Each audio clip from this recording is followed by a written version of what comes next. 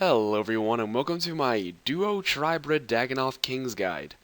In this guide I will be covering the best ways to kill all 3 Dagannoth Kings in a duo team. The requirements/recommendations for this guide are as follows.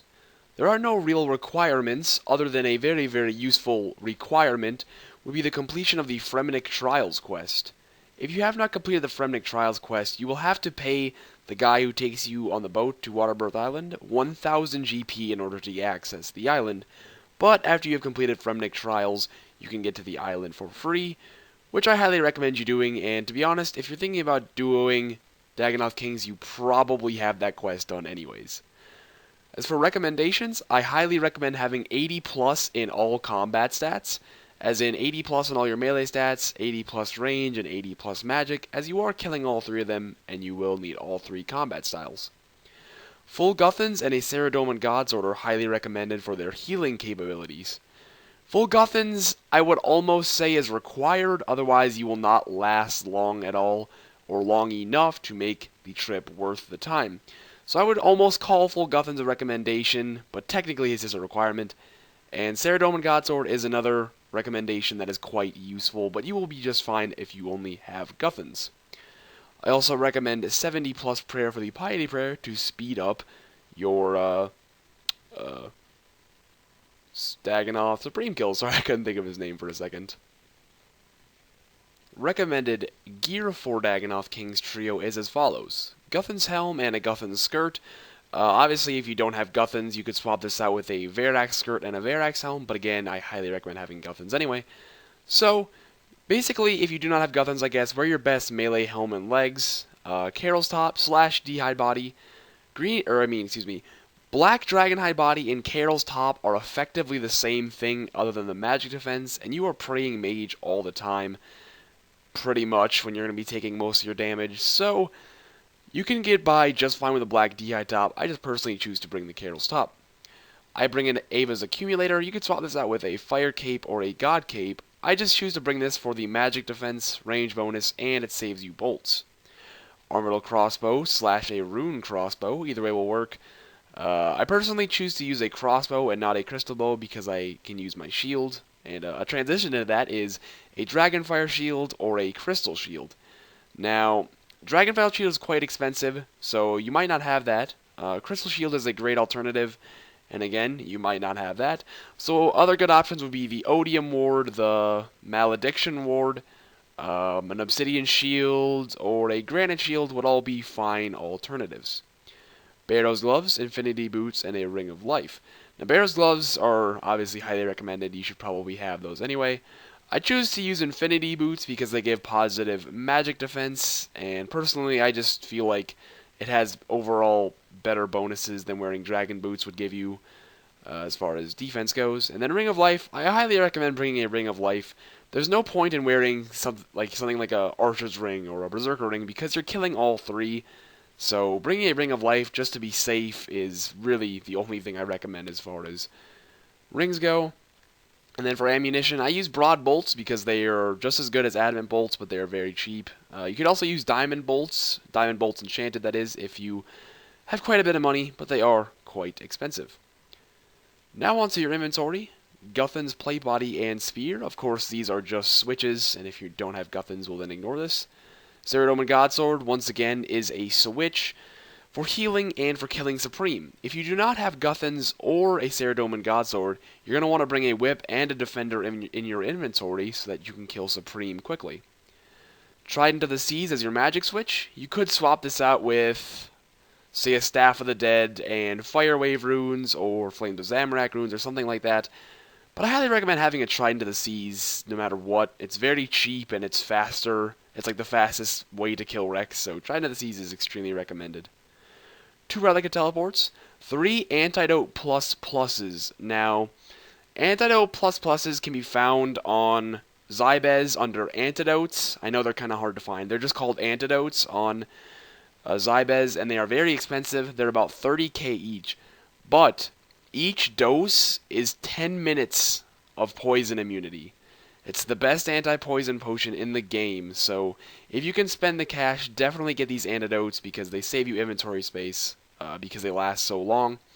So if you do have these, you're going to want 3 of them. 4 brews, 4 restores, and the rest prayer potions. Now again, if you do not have Guthans or a Ceradome Godsword, you're probably going to want more brews than this. But with my setup, I rarely ever use these brews. I quite honestly usually only use 2 of them or something like that. So once your setup is relatively close to this, break your Relica Teleport. And then once you have arrived, revert it back to a normal house tab. In order to do this, you will need to buy Scrolls of Redirection from Nightmare Zone in order to redirect your house tabs to Relica. Then run a bit north, then a bit northeast, and it is the northwest. And then the most western dock, there's a man called Jarvald. You're going to want to travel with him. He will take you to Waterbirth Island. It'll take just a second. Excuse me. Then just run straight west, and you will follow around a slight curve. I guarantee you'll see a pure that isn't botting killing rock crabs over here. Just follow the path all the way around, and you will come to a dungeon entrance. This is the place where you are going to want to wait for your partner. Alrighty guys, once both you and your partner are ready to go, you're ready to head down the ladder? When you are ready, just head down the cave entrance, and you're going to want to run straight west. Now, one of you is going to need a rune throne axe, as you can see that he is holding. I didn't mention this earlier, my fault, but one of the 2 of you are going to need rune throne axes. Now, rune throne axes can be expensive / hard to get a hold of, but it is actually quite easy. All you have to do is go to the ranging guild and find one of the shop people. One of the people at the shops in the ranging guild will sell you rune throne axes. So, I haven't been commentating it, but you should just follow along where I'm going. Just go as far northeast as you can. Go through the double doors. Go straight east.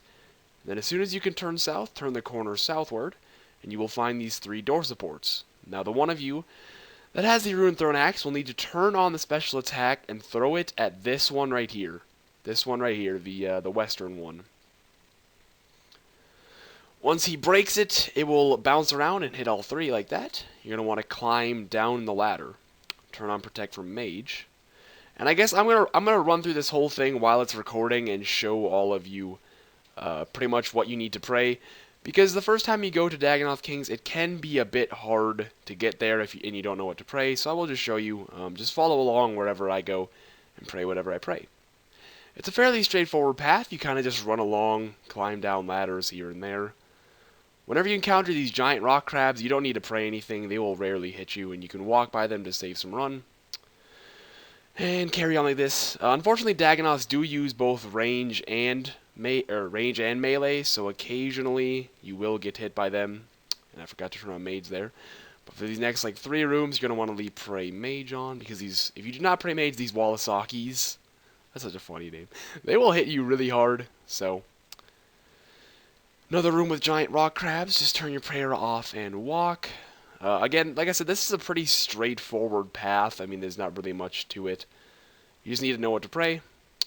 Now, what I have found on this room right here is it's kind of a longer path.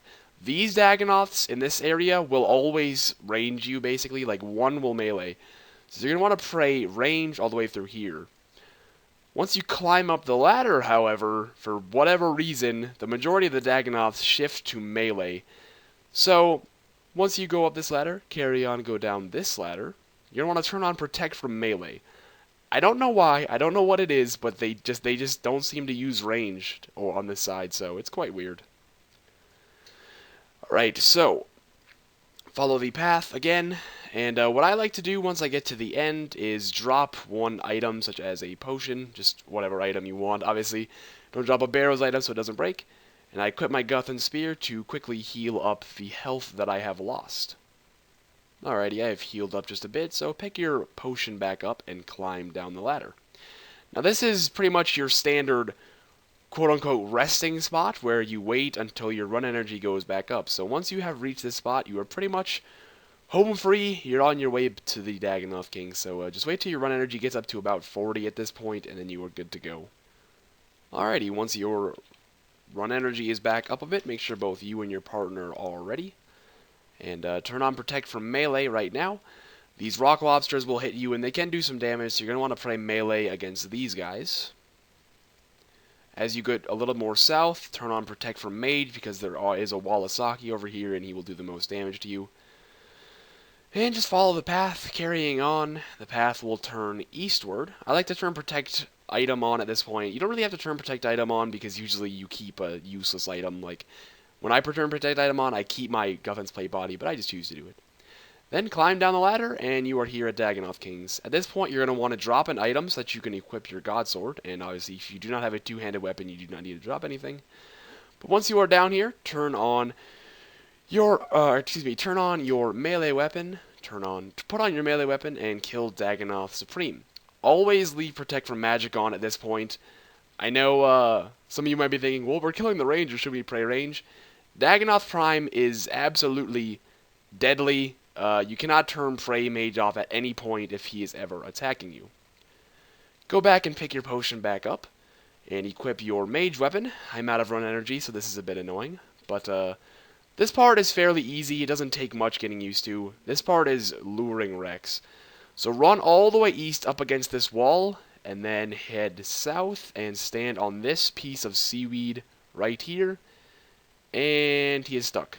That is all there is to it for luring Rex. It is extremely easy. It only takes a couple times to get the hang of it. So just kill Rex, and then I will be back. Once Dagannoth Rex is dead, equip your range body and your crossbow, and run straight north, and we just got a Ring of Life, which is very annoying. Come stand near this piece of seaweed up here. This seaweed right here is kind of like your landmark safe spot. If you are within one space of this piece of seaweed, the Ranger Supreme cannot hit you. You will be safe. So, try and stay around this piece of seaweed if you can. And kill Dagannoth Prime with your ranged weapon. And after that, it's basically just a solid cycle of killing the Major. Then after this, we will go kill Supreme. Then we will lure Rex, and we will just do a constant cycle. That is the basis idea of killing Dagannoth King's duo. Basically, also, too, if you're wondering why you have Guthans and what you can heal on, there are things all around the edge called Spinlops, and, or I probably said that entirely wrong, but there are things all around the edge that will sometimes come up to the edge of the water, and if they do, you equip your Guthans and you heal on them. That being said, I think I've covered everything you should need to know about Dagannoth Kings. If I did miss anything, feel free to let me know, and if you have any questions, feel free to ask down below in the comments. Hope you guys enjoyed, and I will see you all later.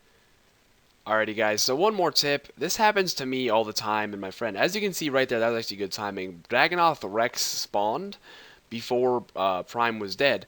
Now obviously that would be a problem because you would be trying to kill Dagannoth Supreme and Rex would spawn and then he would hit you, and so you'd be taking damage. So the way you do this is you leave Prime on low health, preferably like under 30-ish, that way you can kill him quickly once Rex is dead. But pretty much the way you go about this is you leave Prime on really low health, you go lure Rex, kill Rex, and then you go back and kill him. That way, you can kill all three of them with the correct prayers on, and you will not be taking damage. So, as you can see, Rex is dead right there, so now we're going to run back over here. Finish off Prime, hopefully quickly. So you want to leave him on low HP, otherwise it's going to take a while to kill him, and, you know, obviously you just don't want that. So, once we kill Prime, then we will head over to kill Supreme, and that way we will not have the risk of Rex spawning and attacking us. Anyway, now I should have covered absolutely everything you could possibly want to know. Again, if you do have any questions, feel free to comment down below, and for the second time, see y'all later.